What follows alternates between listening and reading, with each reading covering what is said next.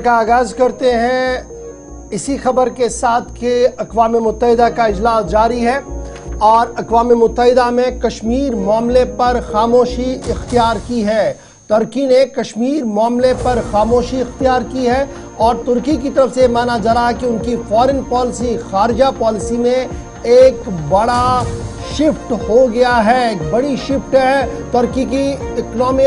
Foreign policy के अंदर, क्योंकि तुर्की के सदर रजब तैयब अर्दगान ने कल जब अक़वाम मुत्तहिदा के अंदर अपनी 45 मिनट की तकरीर रखी, उसमें मुख्तलिफ मामलात पर ज़रूर गुफ्तगू हुई। ताहम जम्मू कश्मीर का मामला अब की बार उनकी तकरीर का हिस्सा नहीं था। पूरा मामला जो था वो गज़ा और सीरिया के दरमियान जो सूरत हाल बनी हुई है इस पर था और इस तरीके से तुर्की ने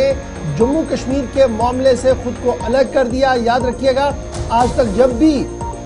स्पेशली 5 अगस्त 2019 के बाद जब भी अक़वाम मुत्तहिदा के अंदर तुर्की को मौका मिला बोलने का, तो वो मुसलसल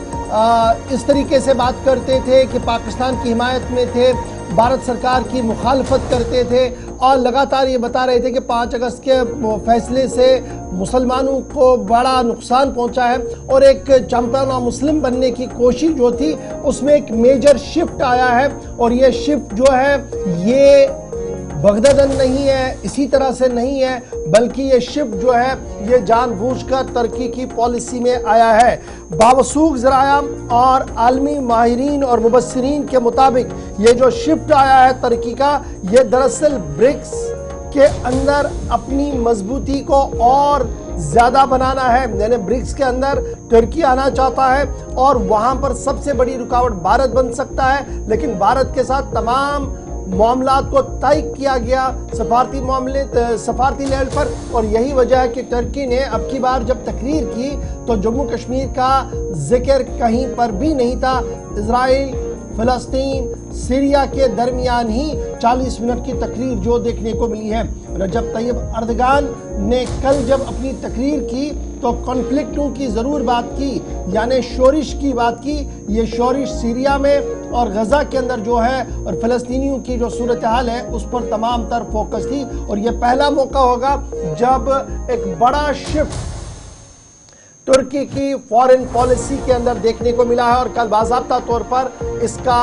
असर अक़वाम मुत्तहिदा के अंदर देखने को मिला। मुबस्सिरीन का मानना है कि भारत सरकार की जो खारजा पॉलिसी है, जो फॉरेन पॉलिसी है, उसका मस्बत असर है ये है कि जो कल तक मुखालिफिन बैनुल-अक़वामी सतह पर भारत की मुखालफत 5 अगस्त के फैसले को लेकर कर रहे थे, उनका शिफ्ट स्टैंड हो गया है। और ये स्टैंड सिर्फ इसलिए शिफ्ट हो गया है क्योंकि मुख्तलिफ फोरमों में भारत मजबूती के साथ उभर रहा है और भारत को इग्नोर करके शायद वो मुल्क आगे नहीं बढ़ सकते। और यही वजह है कि रजब तैयब अर्दगान जैसा